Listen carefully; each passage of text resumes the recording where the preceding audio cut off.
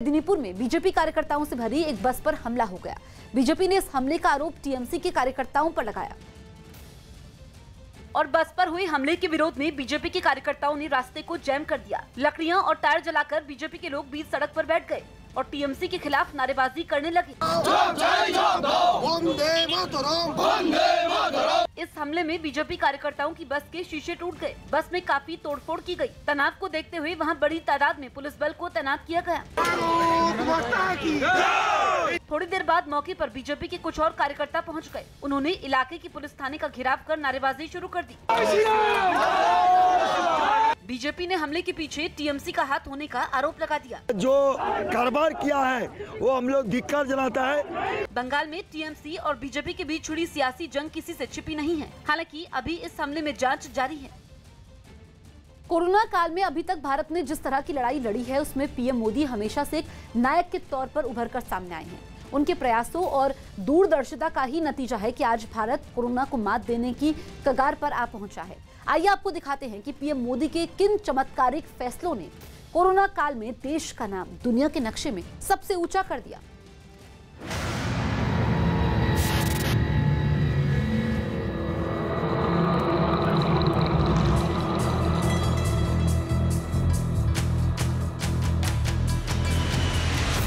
सच यही है कि दुनिया के तमाम देशों के मुकाबले भारत ने कोरोना के खिलाफ जंग को बड़ी ही सुनियोजित तरीके से लड़ा है। जरा याद कीजिए उस तारीख को जब विश्व स्वास्थ्य संगठन ने कोरोना को वैश्विक महामारी घोषित किया था। Pandemic is not a word to use lightly or carelessly. It's a word that, if misused, can cause unreasonable fear. 11 मार्च 2020 को WHO ने कोरोना को वैश्विक महामारी घोषित किया। उसके बाद से लेकर अब तक एक एक दिन भारत ने कोरोना के खिलाफ जिस तरह से जंग लड़ी है उसने भारत के कद को विश्व बिरादरी के सामने कहीं और ऊंचा कर दिया है। मैं इस कोरोना के कालखंड में भी एक दिन भी आपसे दूर नहीं था। मैं आपको बताता हूं कोरोना के केस कैसे बढ़ रहे हैं, अस्पताल की क्या व्यवस्था है, सामाजिक संस्थाएं किस प्रकार से काम कर रही हैं, कोई गरीब भूखा तो नहीं रहता है। हर बात में मैं सीधा जुड़ा रहता था साथियों। आज भारत उन देशों की कतार में शामिल हो चुका है जो कोरोना वैक्सीन के इस्तेमाल की आपातकालीन मंजूरी दे चुके हैं। यही वजह है कि इस वक्त पूरे देश में कोरोना वैक्सीन को लेकर भारत के जय घोष की चर्चा हो रही है। बहुत अच्छा लग रहा है कि क्या कहते हैं वैक्सीन आ रही है और सबका टीकाकरण होगा वैक्सीन से।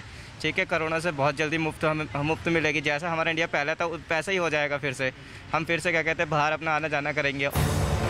कोरोना वायरस ने दुनिया के तमाम देशों की चूल्हे हिलाकर रख दी हैं। विकसित देशों को भी कोरोना ने बहुत गहरे जख्म दिए हैं। महामारी के इस त्रासदी भरे दौर में पीएम मोदी की अगुवाई वाले भारत ने जिस तरह रणनीति के तहत काम किया है उसी का नतीजा है कि आज भारत दूसरे देशों के लिए भी नजीर बन चुका है।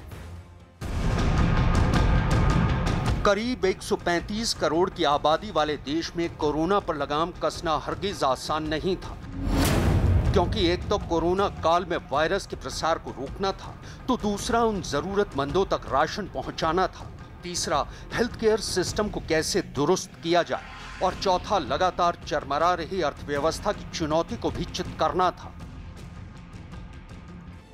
यहाँ देश के पीएम ने उस वक्त लोगों को बड़ी सौगात दी। कोरोना काल में हर तरह का कामकाज ठप पड़ गया था। आर्थिक गतिविधियां लगभग रुक चुकी थी। दिहाड़ी पर काम करने वालों से लेकर कारखाने चलाने वाले तक पैसों की तंगी से जूझने लगे थे। तब सरकार की तरफ से एक भारी भरकम आर्थिक पैकेज का ऐलान किया गया। भारत सरकार की तरफ से 20 लाख करोड़ के पैकेज का ऐलान किया गया। ये पैकेज भारत की जीडीपी का 10% था। ये आर्थिक पैकेज आत्मनिर्भर भारत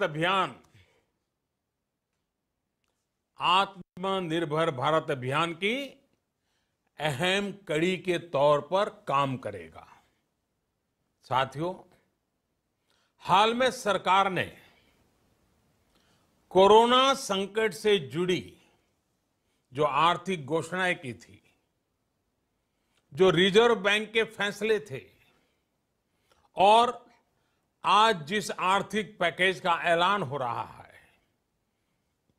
उसे जोड़ दें तो ये करीब करीब 20 लाख करोड़ रुपए का है। 20 लाख करोड़ रुपए का है। ये पैकेज भारत की जीडीपी का करीब करीब 10% है। यह आर्थिक पैकेज देश की अर्थव्यवस्था के लिए संजीवनी जैसा साबित हुआ। इस पैकेज से अर्थव्यवस्था को नया जीवन मिला। इस पैकेज की बदौलत उद्योग धंधे और कारोबारों को फिर से खड़ा होने का संबल मिला। इसके अलावा आत्मनिर्भर भारत पैकेज के तहत नाबार्ड के जरिए किसानों के लिए अतिरिक्त इमरजेंसी वर्किंग कैपिटल फंडिंग के 30,000 करोड़ रुपए आवंटित किए गए, जिससे खेती और किसानी को भी अच्छा खासा बूस्ट मिला। देश में कोरोना जब शुरू हुआ तो महामारी से निपटने के पुख्ता इंतजाम नहीं थे, लेकिन पीएम मोदी की अगुवाई वाले भारत ने यहां भी एक बड़ा चमत्कार कर दिखाया। पीपीई किट्स, हैंड सैनिटाइजर्स के निर्माण के मामले में जो भारत कभी शून्य था, उसने तेजी से ऐसा इंफ्रास्ट्रक्चर डेवलप किया कि दुनिया के सामने भारत एक मिसाल बन गया। जरा गौर कीजिएगा। कोरोना काल से पहले देश में बोतल डिस्पेंसरों, पंप्स के उत्पादन क्षमता रोजाना करीब 5 लाख थी। कोरोना काल में इनकी डिमांड बढ़कर 50 लाख हो गई। इसके बाद डिस्पेंसर बनाने में भारत आत्मनिर्भर। इस वक्त की बड़ी खबर आपको बता दें, मुरादनगर हादसे में कार्रवाई हुई है। नगरपालिका अधिकारी को गिरफ्तार कर लिया गया है। कल मुरादनगर में शमशान घाट में छत गिरी थी और इस मामले में बड़ी कार्रवाई। इंजीनियर को भी गिरफ्तार किया गया है। हादसे में अब तक 24 लोगों की मौत हो चुकी है। तो इससे पहले एफआईआर दर्ज हुई थी जिसमें नगरपालिका की अधिकारी का नाम था, लेकिन अब बड़ी कार्रवाई, गिरफ्तारी हो चुकी है। मुरादनगर हादसे में ये बड़ी कार्रवाई देखने को मिली है। इस वक्त की ब्रेकिंग न्यूज हम आपको बता रहे हैं। नगरपालिका अधिकारी को गिरफ्तार किया गया है। इसके अलावा इंजीनियर को भी गिरफ्तार कर लिया गया है। इससे पहले एफआईआर दर्ज हुई थी जिसमें कई बड़े अधिकारियों के नाम शामिल थे और खुद मुख्यमंत्री योगी ने इस हादसे का संज्ञान लिया था और कार्रवाई की बात कही थी, रिपोर्ट सौंपने की बात कही गई थी। और अब जो बड़ी लापरवाही सामने आई थी उसमें गिरफ्तारी हो चुकी है। इंजीनियर को गिरफ्तार किया गया है। इसके अलावा नगरपालिका अधिकारी को भी गिरफ्तार किया गया है। तो शासन प्रशासन इस मामले में सख्त है। कल मुरादनगर में शमशान घाट में छत गिरी थी शमशान घाट की, जिसमें मलबे में कई लोग दबे थे और इस दर्दनाक हादसे में 24 लोगों की मौत हुई थी, जबकि कई लोग अभी भी अस्पताल में भर्ती हैं। दीपक बिष्ट हमारे सहयोगी फोन लाइन पर मौजूद है। दीपक, ये बड़ी कार्रवाई देखने को मिली है, कौन कौन लोग गिरफ्तार हुए हैं अभी तक? बिल्कुल निश्चित तौर पर देखिए, गाजियाबाद पुलिस ने जिस तरह से देर रात जो मामला दर्ज किया गया था उसके बाद कार्रवाई की है। जो नगरपालिका की ईओ निहारिका सिंह है और जेई जो है चंद्रपाल है और इसके सुपरवाइजर आशीष है, इन तीनों की मिलीभगत और उसके साथ जो चौथा आरोपी अभी फरार है अजय त्यागी जो ठेकेदार है, इन चारों का नाम दिया गया था शिकायतकर्ता की तरफ से, क्योंकि जो मौत हुई थी जिसको लेकर शमशान घाट सभी पहुंचे थे, उसके बाद बिल्डिंग की जो छत थी उसके नीचे सभी लोग खड़े थे। बारिश बहुत तेज चली थी, तभी बिल्डिंग भरभराकर गिर गई और जो बिल्डिंग बनाई गई थी और इस बिल्डिंग को बनाने वाले ये सभी लोग हैं। इन्होंने ही नक्शा पास किया था, इन्होंने ही पूरा फंड रिलीज किया था और 50 से 60 लाख की इसकी कीमत आकी गई थी कि इतने में ये बना हुआ है।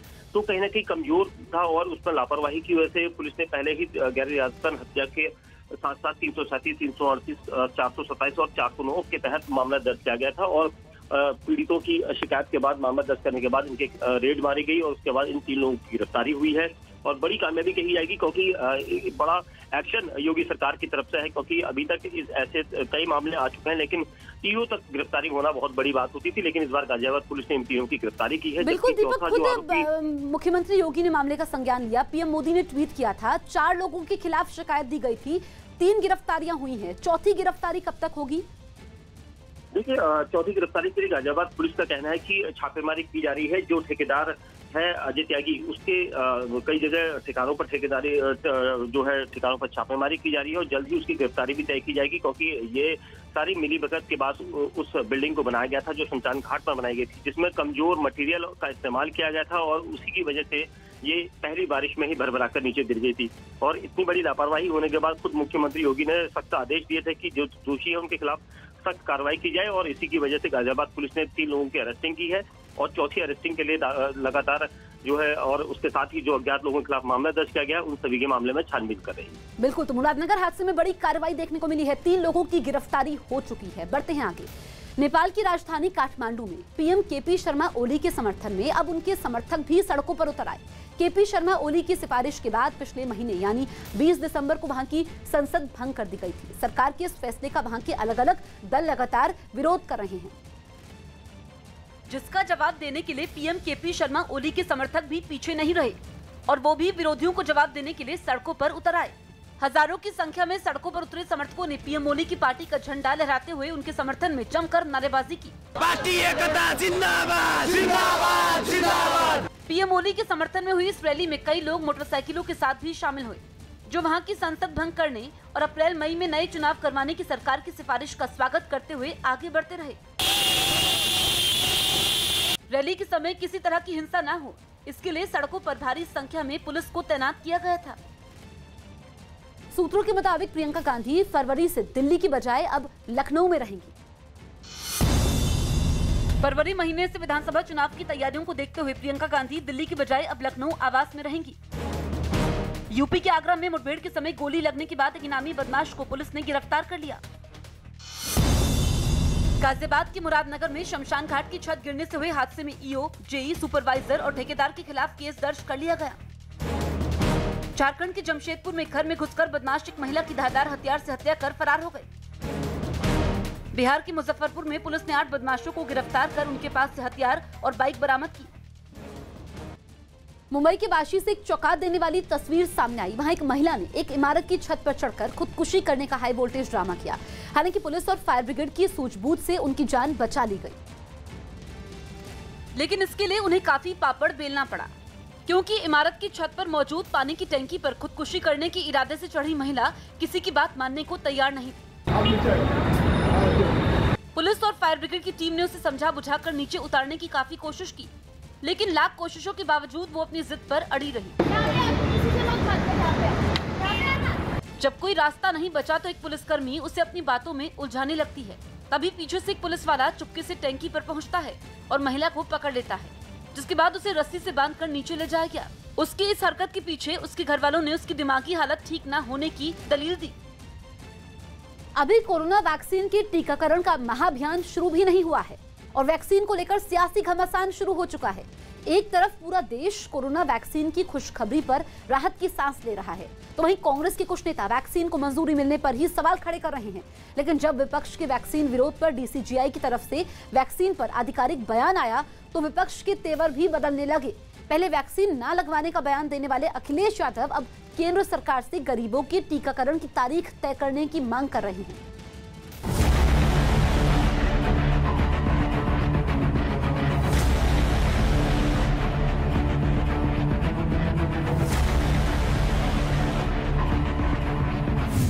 कोरोना वैक्सीन पर घमासान, कांग्रेस ने उठाए सवाल, बीजेपी ने कहा वैज्ञानिकों का अपमान,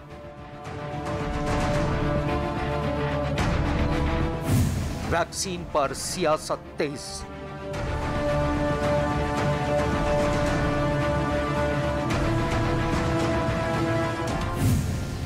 देश में दवाओं पर नजर रखने वाली संस्था डीसीजीआई ने भारत में 2 कोरोना वैक्सीन के आपात इस्तेमाल को हरी झंडी दे दी। इनमें सीरम इंस्टीट्यूट में तैयार हो रही ऑक्सफोर्ड की एस्ट्राजेनेका की कोविशील्ड और भारत बायोटेक की कोवैक्सीन है। पीएम मोदी ने वैज्ञानिकों की इस कामयाबी के लिए देश के लोगों को बधाई दी और इसे आत्मनिर्भर भारत की मुहिम की ओर एक कदम बताया। लेकिन शायद ये बात कांग्रेस समेत कई विपक्षी दलों के गले नहीं उतर रही है। अब आलम यह है कि कांग्रेस के कई नेताओं ने देश में बनी कोरोना वैक्सीन की मंजूरी पर ही सवाल उठाने शुरू कर दिए। कांग्रेस नेता शशि थरूर ने कोवैक्सीन के सुरक्षित होने पर ही सवालिया निशान उठा दिए। शशि थरूर ने ट्वीट किया कि कोवैक्सीन के तीसरे चरण का ट्रायल अभी तक नहीं हुआ, इसको समय से पहले मंजूरी दी गई जो खतरनाक साबित हो सकता है। डॉक्टर हर्षवर्धन इस पर कृपया सफाई दें। ट्रायल पूरा होने तक इसके इस्तेमाल से बचना चाहिए। इस दौरान भारत में एस्ट्राजेनेका वैक्सीन का इस्तेमाल किया जाना चाहिए। शशि थरूर के इस ट्वीट पर बीजेपी ने कड़ा ऐतराज जताते हुए कहा कि ये देश के वैज्ञानिकों की मेहनत का अपमान है। क्या हो गया है कांग्रेस पार्टी को? क्या ये भी समाजवादी पार्टी की तरह भ्रम फैलाने लगी है? पूरे देश में खुशी की लहर है और कांग्रेस पार्टी और उसके नेता शशि थरूर को एतराज है। ये भारत के साइंटिस्ट का अपमान कर रही है कांग्रेस। ये Bharat made in India product का अपमान कर रही है कांग्रेस। कांग्रेस को इस तरह की जबान भारी पड़ेगी। देश के लोग उनको कभी क्षमा नहीं करेंगे। क्या ये साइंटिस्ट देश के लिए चिंतित नहीं है? कांग्रेस से पहले शनिवार को समाजवादी पार्टी के नेता अखिलेश यादव ने भी स्वदेशी कोरोना वैक्सीन को लेकर एक बयान दिया था। अखिलेश यादव ने कहा था कि वो वैक्सीन नहीं लगवाएंगे। मैं तो नहीं लगवाऊंगा अभी वैक्सीन, मैंने अपनी बात कह दी, और वो भी बीजेपी लगाएगी उसका भरोसा करूंगा मैं? अरे जाओ भाई, अरे अपनी सरकार आएगी सबको फ्री वैक्सीन लगेगी। हम बीजेपी का वैक्सीन नहीं लगवा सकते। क्या कोरोना या किसको कोरोना है बताइए आप? सरकार मान ही नहीं कोरोना, फिर क्यों लगा रहे हो आपने इतना ड्राई रन? ये सब सरकार ने कब माना कोरोना? कोरोना तब सरकार मानती है जब विपक्ष के लोग कुछ कार्यक्रम करें। ये सरकार जो ताली थाली बजाने से कोरोना हटा रही थी, उसे क्या जरूरत है इतने फ्रीजर्स, इतनी बड़ी कोल्ड चेन बनाने की? अरे थाली ताली बजा दो, अपने आप कोरोना चला जाएगा। अखिलेश यादव के कोरोना वैक्सीन का विरोध करने के बयान पर बीजेपी ने अखिलेश यादव पर निशाना साध लिया। वैज्ञानिकों ने एक ऐसा कदम उठाया जो पूरी दुनिया कोविड से लड़ने के लिए, आज दुनिया के कई देशों ने वैक्सीन पर काम किया है, भारत ने भी काम किया है। ये मेरे लिए गर्व का विषय है। ये समझ में नहीं आता, चाइना हिंदुस्तान हो तो कांग्रेस को दिक्कत, कोई कहता मैं नहीं कोविड लगाऊंगा वैक्सीन, तरह तरह का, ये दुर्भाग्यपूर्ण है। मुख्यमंत्री की सीट पर बैठे हुए व्यक्ति से ऐसी बात, इससे बड़ी आलोचना, और इससे सोचिए उन डॉक्टरों पर और वैज्ञानिकों पर कितने पीड़ा में होंगे जिन्होंने दिन रात इस देश के नागरिकों को बचाने के लिए तपस्या किया। एक तप करके एक वैक्सीन तैयार हुई और उस वैक्सीन को आप एक नाम दे दें कि वो बीजेपी का वैक्सीन है। इससे इमेच्योर स्टेटमेंट नहीं हो सकता। मैं इसकी घोर आलोचना करता हूं। वैक्सीन पर दिए बयान पर अखिलेश यादव को घिरता देख समाजवादी पार्टी की ओर से सफाई सामने आई। समाजवादी पार्टी के नेता सुनील यादव ने लोगों का भरोसा जीतने के लिए पीएम और उनकी कैबिनेट को सबसे पहले टीका लगाने की नसीहत दी। देखिए, जो वैक्सीन इंडिया ने बनाई है, हम लोगों को अपने देश के वैज्ञानिकों पर, साइंटिस्टों पर, डॉक्टरों पर गर्व है और हमें उम्मीद है कि इस वैक्सीन को अनुमति भी मिल गई है, परमिशन मिल गई है और ये वैक्सीन सबसे पहले देश के माननीय प्रधानमंत्री जी खुद को लगवाएंगे, अपनी पूरी कैबिनेट को लगवाएंगे। जब उत्तर प्रदेश में आएगी तो इसकी शुरुआत खुद उत्तर प्रदेश के माननीय मुख्यमंत्री योगी आदित्यनाथ जी करेंगे। लेकिन कोरोना वैक्सीन का विरोध करने के मुद्दे पर बीजेपी ही नहीं बल्कि समाजवादी पार्टी को आरजेडी ने भी आड़े हाथों लिया और वैक्सीन पर राजनीति न करने की नसीहत दे डाली। अखिलेश जी के इस बयान से सहमत नहीं है। ये वैक्सीन जो है ये कोई पॉलिटिकल इशू जो है नहीं बनना चाहिए। पूरी दुनिया ये जो कोरोना की शिकार है, सब लोग त्रस्त हैं। बड़े बड़े देश, ताकतवर देश जिनको माना जाता था अमेरिका की हालत जो है खराब है। तो वैक्सीन जो है लगातार एक वैज्ञानिक शोध के बाद जो है तैयार होता है। इसका ट्रायल करने का एक लंबी और जटिल प्रक्रिया है। उसके बाद उसको मनुष्य पर इस्तेमाल करने की इजाजत जो है मिलती है। लेकिन कोरोना वैक्सीन के विरोध पर कांग्रेस में कंफ्यूजन दिख रहा है। देश की अच्छाई के लिए उठाए गए कदमों पर भी सवाल उठाने वाले कांग्रेस नेता शशि थरूर और जयराम रमेश जहां कोवैक्सीन पर बिगड़े बोल रहे हैं,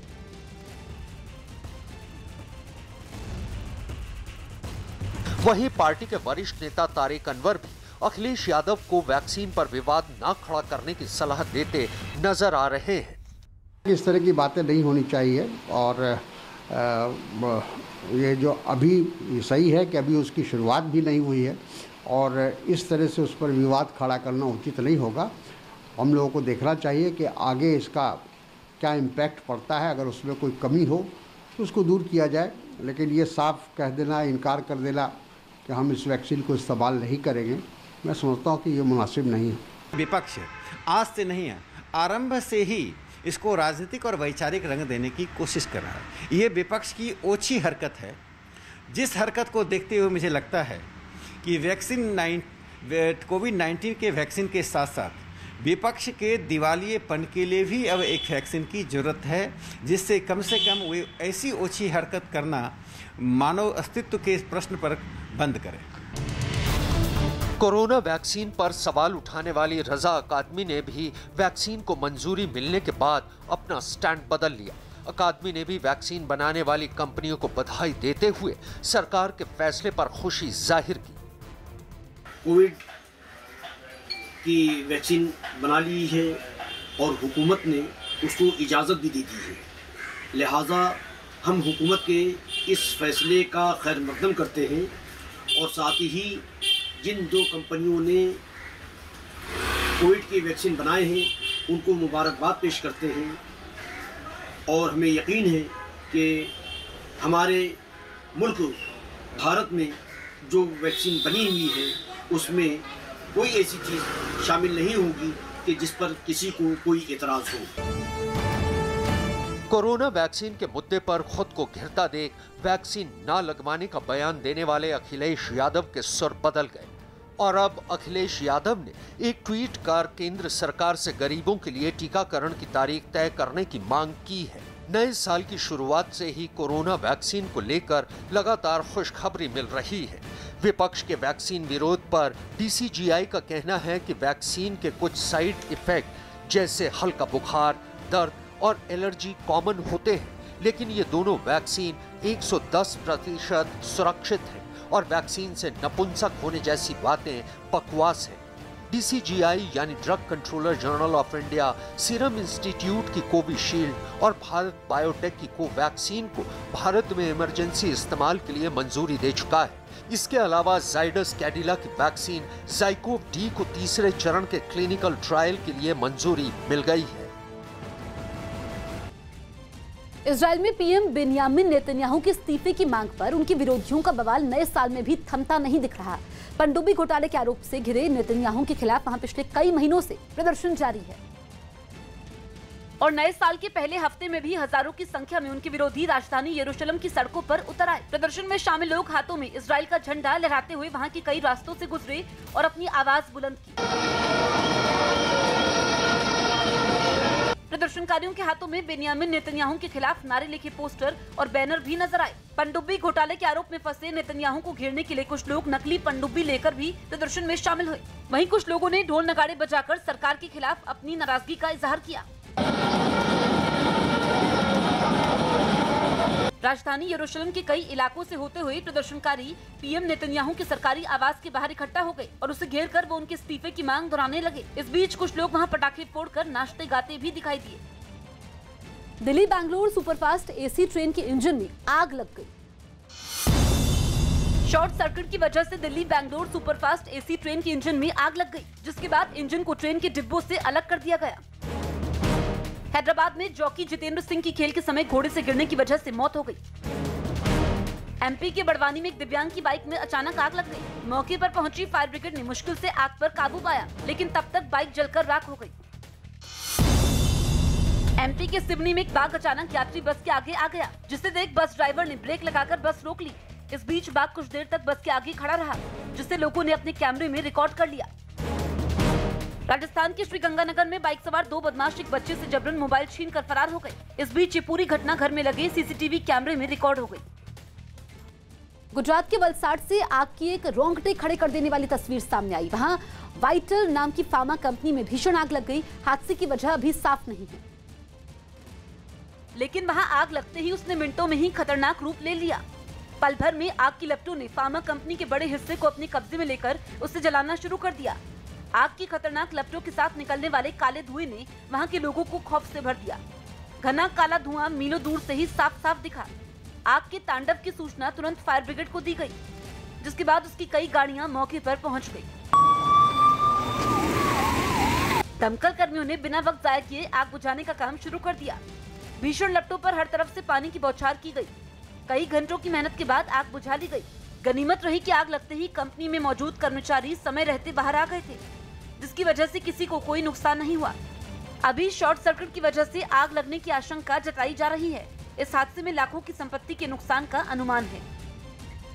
अहमदाबाद में आज से आरएसएस की 3 दिनों की समन्वय बैठक शुरू होने जा रही है। इस बैठक में आरएसएस प्रमुख मोहन भागवत, सर कार्यवाह भैयाजी जोशी समेत संगठन के बाकी मेंबर मौजूद रहेंगे। बीजेपी अध्यक्ष जेपी नड्डा भी इस बैठक में हिस्सा लेने के लिए आज अहमदाबाद पहुंचेंगे।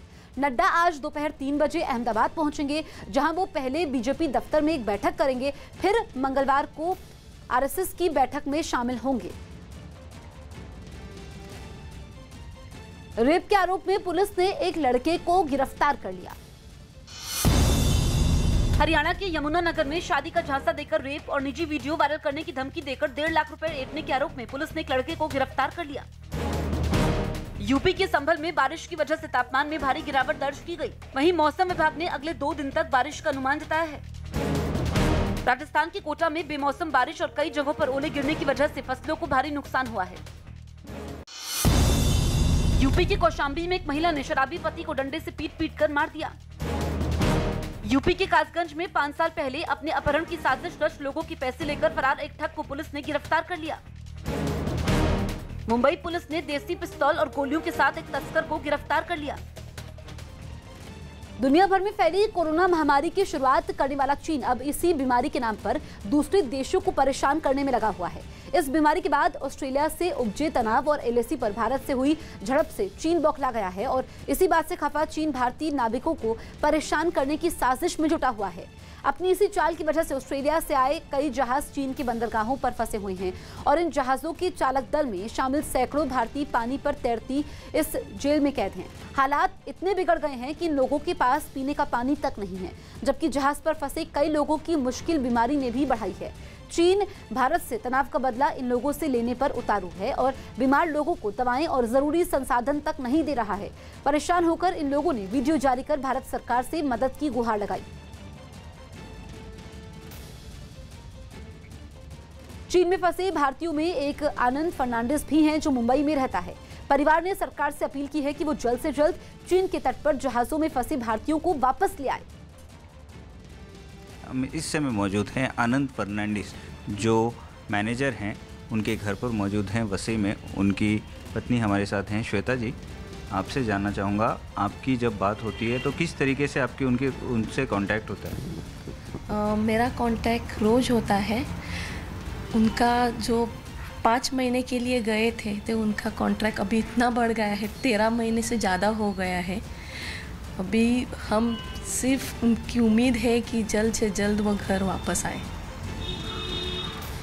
आनंद जी के पिता हमारे साथ मौजूद हैं। आनंद जी, आपके बेटे हैं, इतने महीनों से चाइना में फंसे हुए हैं, कई सारे प्रॉब्लम्स वो फेस कर रहे हैं, तो स्वाभाविक है आपसे शेयर करते होंगे किस तरीके की प्रॉब्लम्स उन्हें अभी फ़िलहाल आ रही हैं। 9 नवंबर 19 में वो घर से ऑस्ट्रेलिया गया। ऑस्ट्रेलिया से कोयला लेके चाइना में आते। वो 5 महीने का उसका कॉन्ट्रैक्ट रहता है, 5 महीने के बाद घर वापस। लेकिन वो कोरोना के वास्ते वो लोगों का एक्सटेंड किया और अभी तो 13 मंथ्स हो गया। साफ तौर पर आनंद जी का बेटा यहाँ पर हमारे साथ मौजूद हैं। हाल ही में आपका बर्थडे हुआ और आपने आपके पिताजी को मिस किया, क्या कहना चाहेंगे उन्हें?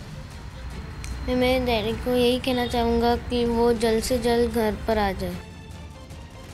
आनंद के घर पर ही उनके परिवार वालों ने मोबाइल फोन से न्यूज़ 18 के सामने ही आनंद और गौरव सिंह से बात की। जहाजों पर फंसे दोनों लोगों ने साफ कहा कि वहां सभी की हालत खराब है।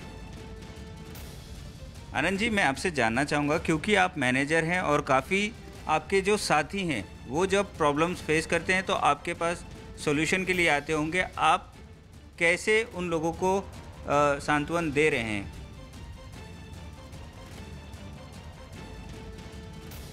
एक्चुअली सांत्वन मतलब इतना महीना होने के बाद हम लोग भी बेबस है।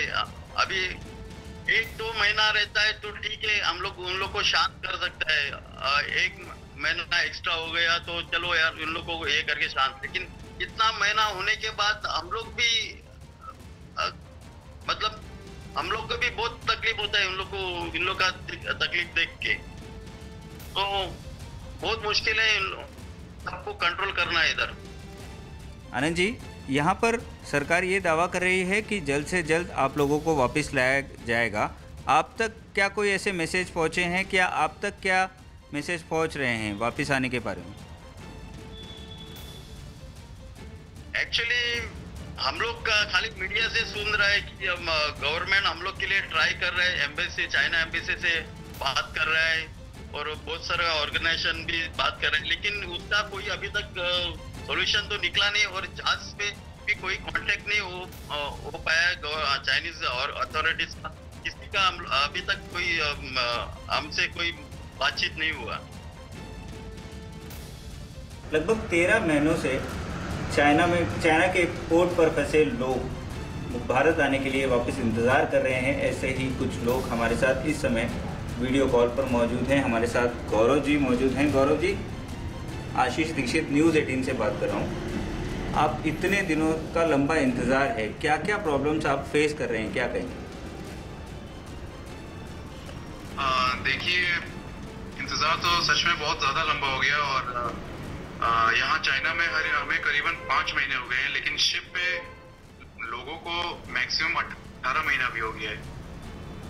और यहाँ पे लोग जो कि 50 से 60 वर्ष के बीच के हैं, उन लोग को अलग अलग जो मेडिकल इश्यूज हो रहे हैं, अलग अलग परेशानियां हो रही हैं, फिजिकली हो रही हैं, मेंटली हो रही हैं, उन सब के लिए हमें इमीडिएट असिस्टेंस चाहिए, क्योंकि यहाँ पे मिल नहीं रही है हमें। कोरोना के खिलाफ चल रही देश की जंग अब आखिरी दौर में पहुंच चुकी है। ऐसा इसलिए क्योंकि अब भारत भी उन देशों की कतार में शामिल हो गया है जिन देशों ने कोरोना वैक्सीन के आपातकालीन इस्तेमाल को मंजूरी दी है। खास बात यह है कि भारत में जिन 2 वैक्सीनों को आपातकालीन इस्तेमाल की मंजूरी मिली है, उनमें से एक पूरी तरह स्वदेशी है, जबकि दूसरी वैक्सीन का प्रोडक्शन भारत में सीरम इंस्टीट्यूट ऑफ इंडिया में चल रहा है। यानी वैक्सीन के प्रहार से कोरोना के खात्मे का आगाज अब शुरू हो चुका है। आज देश उन साथियों को, उन वैज्ञानिकों को, उन कर्मचारियों को भी बार बार याद कर रहा है जो कोरोना से लड़ाई के लिए जरूरी मेडिकल इंफ्रास्ट्रक्चर तैयार करने में दिन रात जुटे रहे।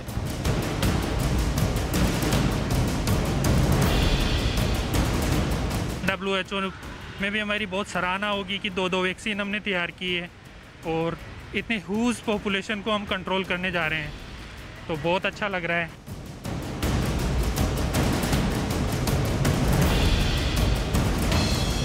बहुत अच्छा लग रहा है कि क्या कहते हैं वैक्सीन आ रही है और सबका टीकाकरण होगा वैक्सीन से। ठीक है, कोरोना से बहुत जल्दी मुफ्त मिलेगी। जैसा हमारा इंडिया पहले था वैसा ही हो जाएगा। फिर से हम फिर से क्या कहते हैं बाहर अपना आना जाना करेंगे।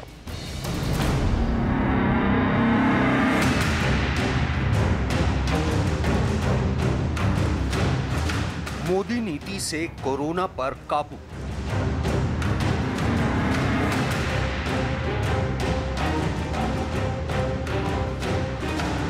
देश की तैयारी से हार की कगार पर कोरोना।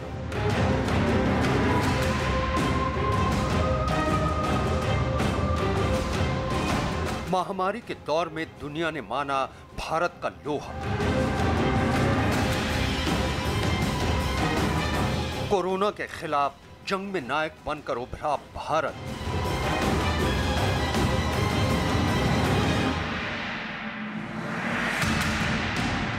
ये वो लम्हा है जिसका इंतजार करीब करीब 1 साल से था।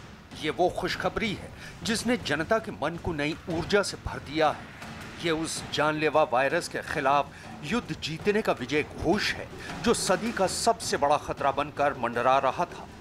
ये कोरोना के खिलाफ तैयार किए गए लंबे विजय पथ की मंजिल के करीब पहुंचने का ऐतिहासिक दिन बन गया है। दुनिया पर कोरोना वायरस का कहर ऐसा टूटा कि सारा इंतजाम धरा रह गया। एक अनदेखे दुश्मन के हमले से दुनिया बच नहीं पाई। किसी को कुछ नहीं सूझा, कुछ समझ नहीं आया। कोरोना वायरस से लड़ाई ऐसे दुश्मन के खिलाफ मोर्चाबंदी करना था जिसके बारे में दुनिया अनजान थी। वायरस का ऐसा जानलेवा रूप दुनिया ने कभी नहीं देखा था। इसी दौर में भारत ने भी इस कोरोना के खिलाफ जंग छेड़ा और 1 साल के भीतर भारत के वैज्ञानिकों ने इसके खिलाफ संजीवनी तैयार कर दी। कोरोना वायरस के खिलाफ 2 देसी वैक्सीन बनकर तैयार हो चुकी हैं। DGCI यानी drug controller general of India ने 2 वैक्सीन को हरी झंडी दे दी है। DGCI ने जिस वैक्सीन को मंजूरी दी है वो है कोवैक्सीन। इसके साथ साथ कोविशील्ड नाम की वैक्सीन को भी हरी झंडी मिल चुकी है। कोविशील्ड वैक्सीन ऑक्सफोर्ड एस्ट्राजेनेका ने बनाई है, जबकि कोवैक्सीन भारत बायोटेक ने तैयार की है। ये दोनों वैक्सीन भारत में ही बनी है। दावा है कि दोनों वैक्सीन पूरी तरह से सुरक्षित हैं। कोरोना के खिलाफ कोविशील्ड के 70% कारगर होने का दावा है। कोविशील्ड का उत्पादन भारत में SII यानी सीरम इंस्टीट्यूट ऑफ इंडिया में हो रहा है। इसकी 2 डोज लेने पर 90% कारगर होने का दावा किया गया है। कोविशील्ड वैक्सीन को 2 से 8 डिग्री के तापमान में रखा जा सकता है। DGCI यानी drug controller general of India ने इमरजेंसी यूज के लिए दोनों वैक्सीन को मंजूरी दे दी है। सर, इसके साइड इफेक्ट्स भी बहुत बताए जा रहे हैं सर, ये सही है क्या? ना साइड इफेक्ट है? देखो, एक बात पे पूरा आप श्योर रहिए कि किसी में भी सेफ्टी का कंसर्न होगा, थोड़ा भी कंसर्न होगा तो हम उसको कभी अप्रूव नहीं करेंगे। कुल मिला के ये सेफ है सर? 100 और कोई साइड इफेक्ट नहीं है? 100 साइड इफेक्ट थोड़े बहुत तो होते हैं, पर वो जो जैसे छोटी मोटी साइड पे पेन होना, थोड़ा सा फीवर होना, थोड़ी सी एलर्जी होना, ये तो हर वैक्सीन में होता है। लेकिन सर लोग ये कह रहे हैं कि इम्पोर्टेंट हो जाएंगे, ये भी सही है क्या? ये तो बहुत ही बकवास है। So I think it's a great day for our country and it's a very good way to start the new year. And both the vaccines are made in India, and one of them is actually a make in India because it's a vaccine which has been, the research has been done here and it's truly from scratch an Indian vaccine.